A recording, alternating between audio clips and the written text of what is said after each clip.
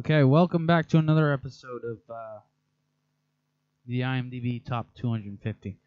Now, next on the list is Catch Me If You Can, directed by Steven Spielberg, starring Leonardo DiCaprio, Tom Hanks, a bit of Amy Adams, and Christopher Walken, of course. Now, I'm here with my bro, and we're just talking about the film, and I was just wondering, what do you think about the film? Well, I really like the film. I think it's a good film. I really enjoy watching this film whenever possible. Well, that What makes it so great? the story. The story's good. Story's good. It's very inventive.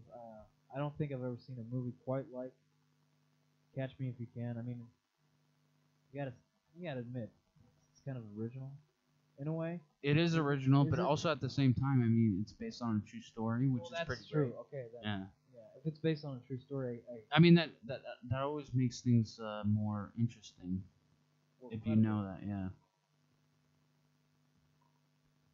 So it's basically about a guy who he starts to it's in which decade? Do you know exactly? In the 60s? I think it starts in the 60s. Yeah. Not quite sure though, but 60s Pan Am, yeah, Yeah, Pan Am. Yeah, that's. around that time, yeah, sure. And he basically starts to do check frauding, right? Check fraud. That's Check it. fraud, yeah. And that's how he makes his money. And he basically becomes a millionaire by doing that. And it's just, yeah, no, it's really enjoyable to watch how he, from nothing, from rags, basically from rags to riches. rags to riches, Sure. yeah. That's basically it. And then Tom Hanks, he plays the investigator, the FBI agent who tries to track him down. Yeah, but there are a lot of great moments between the two. I think they had great chemistry in the movie. Oh yeah, that's true. Yeah. A lot of funny moments. Yeah, they turned it into a comedy in some areas. Yeah, sure. Yeah. I mean, they turned it into like a Lighthearted film. yeah. One that the family can enjoy. But what can you tell me about the accolades? The awards? Did this movie win any awards? Win any awards? Sorry. Actually, I don't know.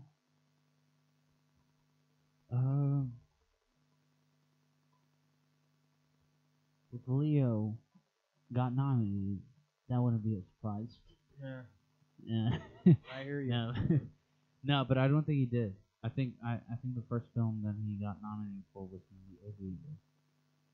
What was that? Yeah, that After was or like before? yeah, it was a couple of years after. Afterwards. Yeah. Okay.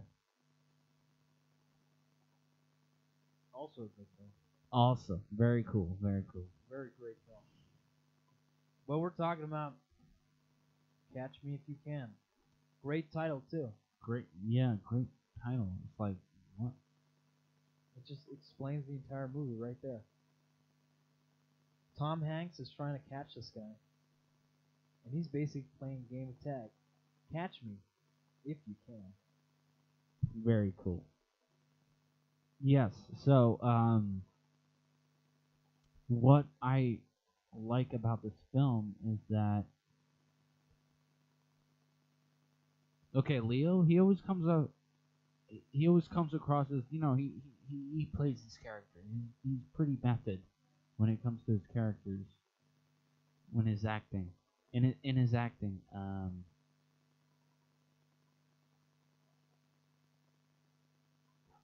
All right, man. Yeah. Wait. wait, no, let me cut that.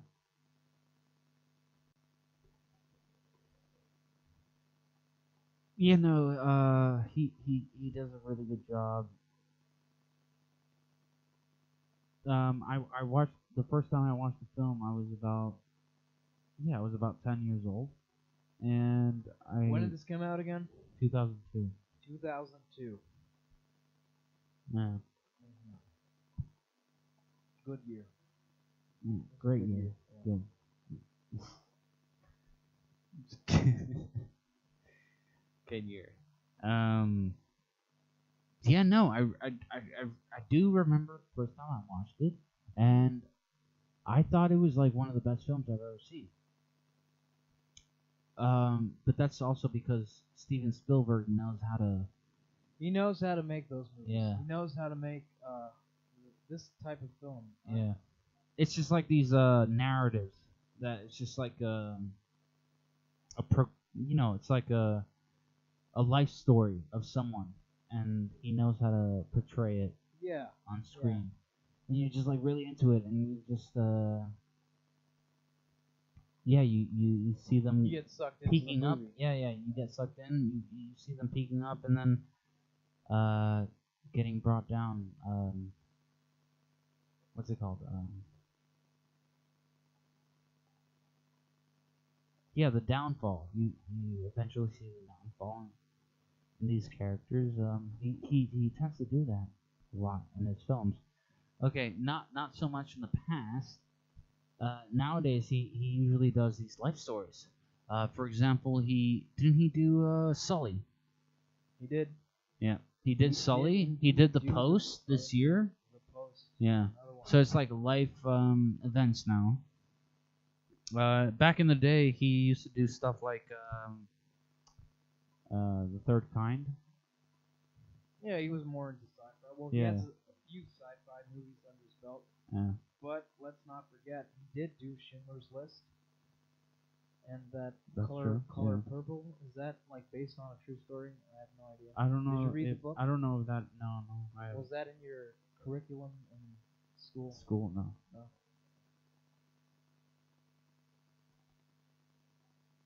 Alright, but let's talk about one thing about Catch Me If You Can that I find particularly interesting. It's the whole bit about the mice in the cheese. Was it cheese? No, it's in the milk, right? Yeah. They They turn it into butter. Yeah. butter. That's Yeah. right. So there's 3 mice, or 2 mice, and one of them drowns. The other one doesn't give up and turns the milk into butter, and he says that's his father, Christopher Walken. That's him. But I mean, he uses that story too to.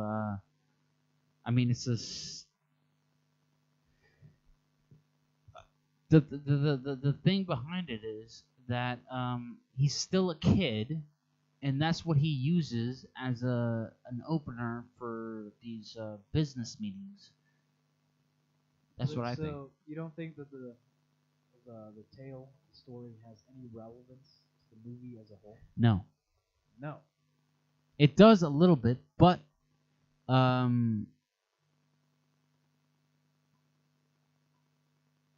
the only reason Leo's character mentions that story is because he's just trying to follow his father's footsteps, but he kind of can't because, well, basically his father was his father was a crook, wasn't he? He was? He was. Oh, I didn't know that. I think that's the impression that I got from the character, that he wasn't exactly scrupulous. Oh. And the tale basically explains that you just have to do what you have to do to survive. You've got to do what you have to do. You just have to do it. Yeah, but wasn't the father, like, he was honored at, like, some dinner at some point? You know what? I don't fucking remember that. Oh, okay. But I do remember the scene. I just don't remember what they were talking about in that scene. The impression that I got was that the father was a crook like his son. And basically, as you were pointing out, he was trying to follow in his father's footsteps. And I don't know, eventually, evidently, ironically, maybe, he became a crook.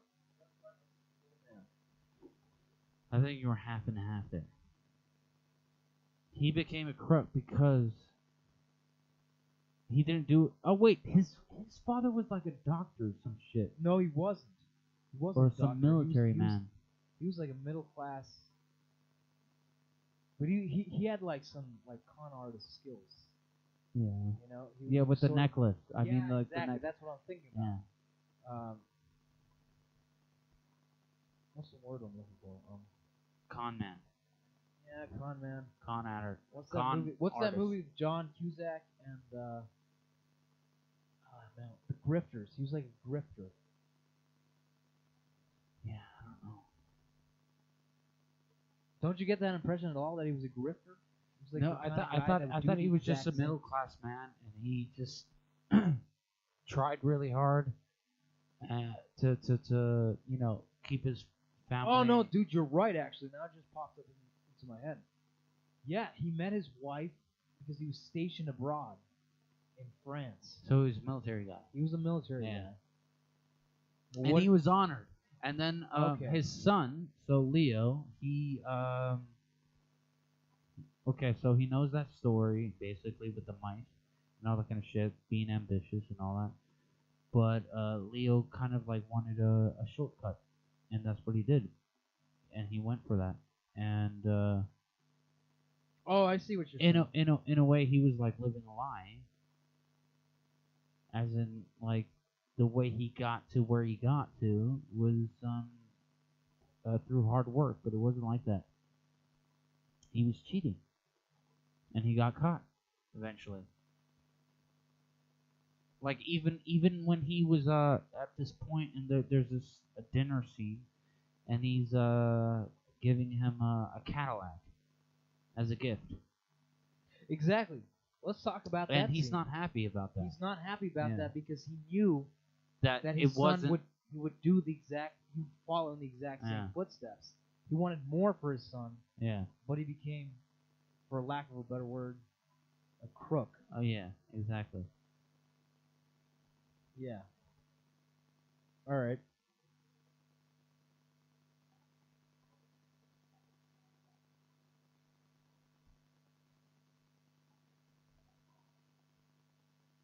Yeah. But I want to talk about the relationship between Tom Hanks and Leo, his character.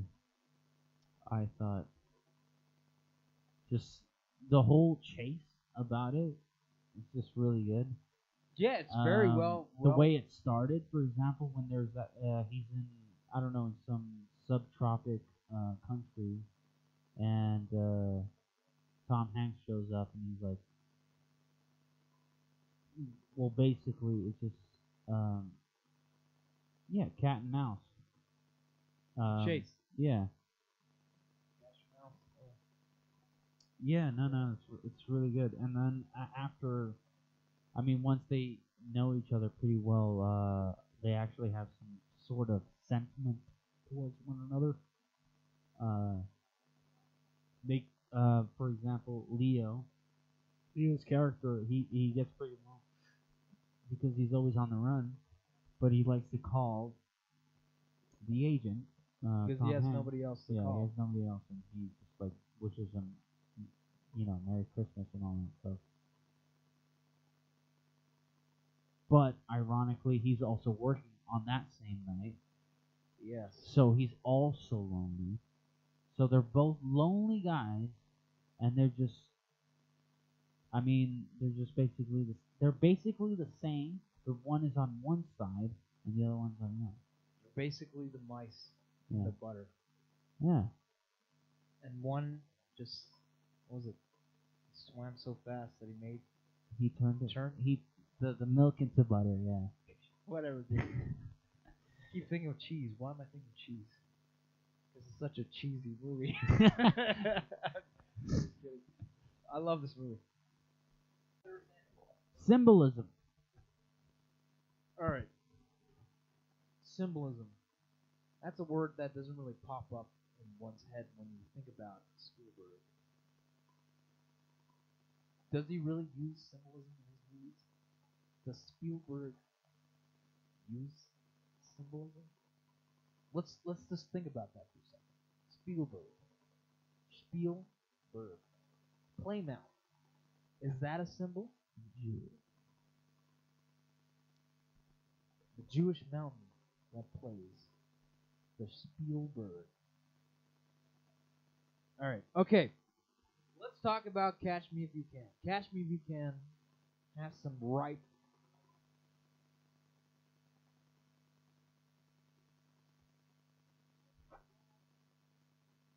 Okay, let's start at the beginning. Okay?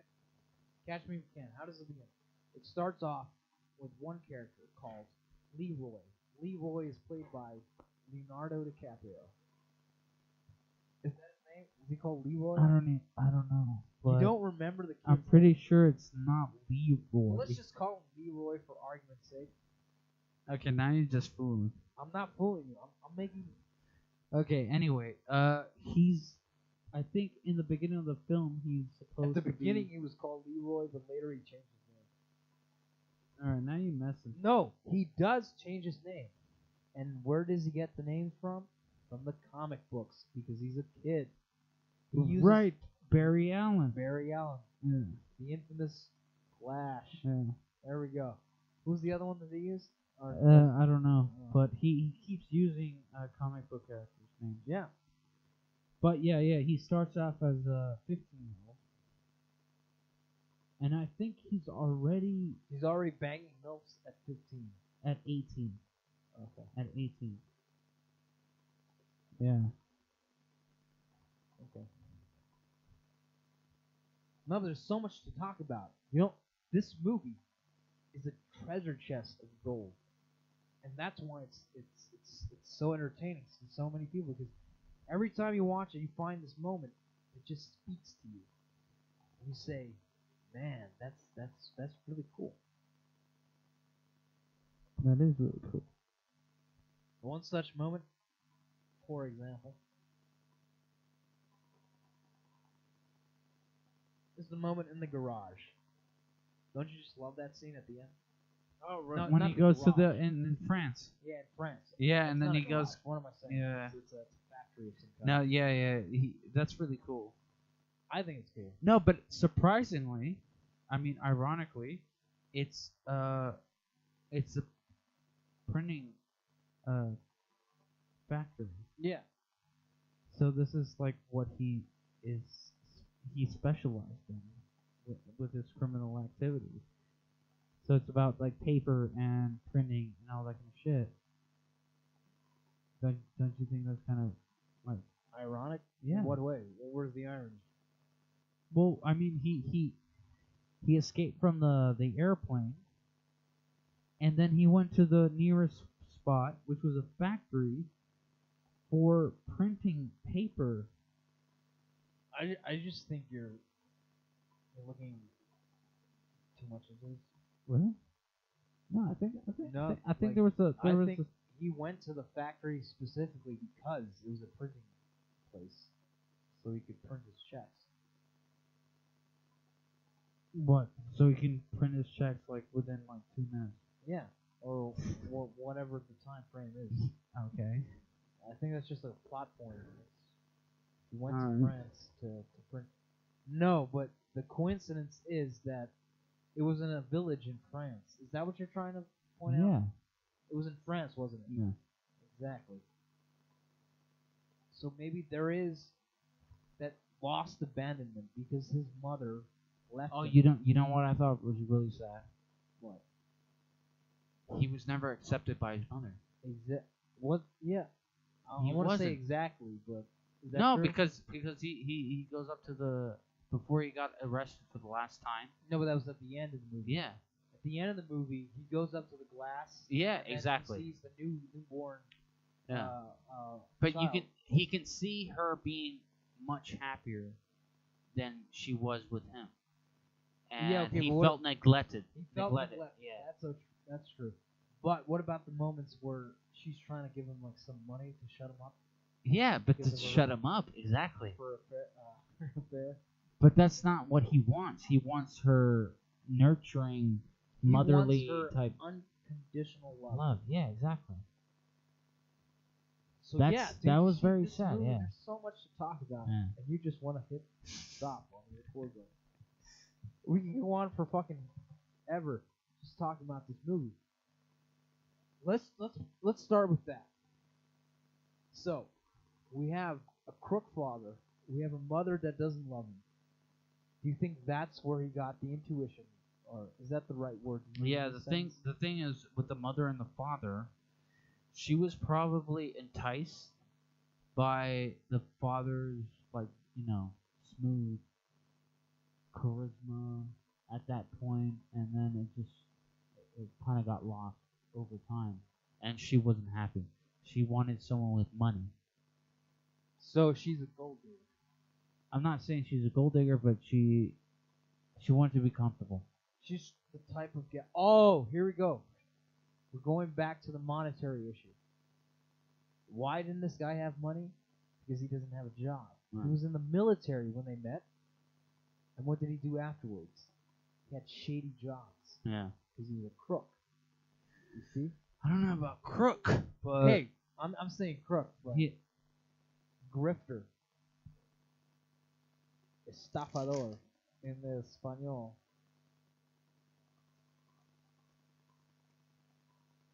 What was his job?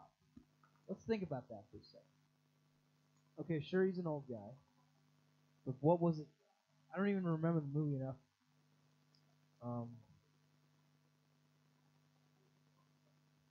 What was it? I know he wasn't a banker. Not a banker. no, I don't know either. He was unemployed. He was a fucking unemployed dude. And that's where the marriage fell apart. Yeah, but because she how did they? I mean, how did they live then? One of them must have had a job. Well, she was a hooker.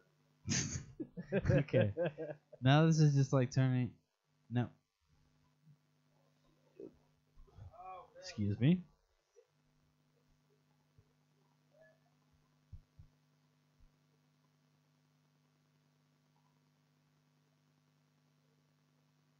No, but that, like, I can picture Leo's face when he's getting taken away by the window, and she's in there with her family, her new it's family. a very powerful scene. I Yeah. love the way And he's Spielberg- crying. He's kind of crying. Like, through love his the eyes. way Spielberg directed Yeah. that. It was beautifully shot.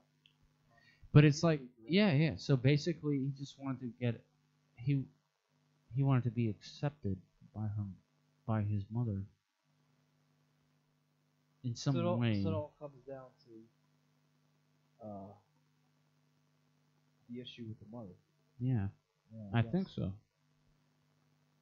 So he's trying to reclaim the lost love. But this is a true story, and the real guy is a multi-millionaire Based nowadays. on a true story, this is a narrative work of fiction adapted for the screen. Yeah. Written by a screenwriter, directed by a Jew, acted by Big a bunch Jew. of acted by people playing pretend for a living. Sure. Well, anyway, that's all you're gonna get tonight, people. No, there is one more point to be made. What's the last point? Because I'm not finished with the thing about the mother. The mother, I think the mother, Spielberg wanted us to discuss the mother. The mother is actually the big villain in the movie. If you think about it, if you just like for a second stop to think. She's French, isn't she? She's French. Yeah. Maybe there's some implication there, but I don't know. But the point is that I'm trying to make right now is that Tom Hanks isn't the villain. The villain is the mother. All right, you heard it. And if you know about Spielberg's past, he did not have a good relationship with his own mother, which is kind of interesting to think about. So maybe he's projecting his own feelings into this film as he adapted the story for the movie. What do you think about that? I think you're right on the dot there. Wait, how do you know this is connected to the? Is it connected to? The mixer. The mixer. So, and that's connected to my laptop. All right. Okay, good. All right, I people. can sing all you want, but you have to normalize the audio. It's Yeah, all no, about I can see it. I normalizing. can see it. All right. Thank you for listening. This is the final. I mean, this is the end of the. Okay, let's do the summary. Okay, let me do. Okay, you do the summary. Okay, Catch Me If You Can, directed by Steven Spielberg. 2002 was the year of distribution in cinemas. I didn't catch it in cinemas because, frankly, I didn't give a shit. No, that's not true. It's a great movie, guys. Watch it. I know Generation Z out there hasn't seen this movie, but you're gonna love it. Watch the movie, kids. Put down your iPhones. I'm serious. Turn those iPhones down. Put them down. Watch Catch Me If You Can. It's a great movie. You're gonna fucking love it. You're gonna love it. Bleep it out. Bleep out your iPhones. This is one for the history books, fellas. And girls, Get excited because Amy Adams is in it. no, the girls don't care about that. They care about Leonardo DiCaprio. All right. He was like of the course, biggest- yeah, he was he's- pretty boy. Pretty. He was like Pretty. the biggest pretty boy of like that era, wasn't he? Yeah, he was. Yeah. All right, but okay, Catch Me If You Can. It's a movie about facing adversity. It's about facing adversity.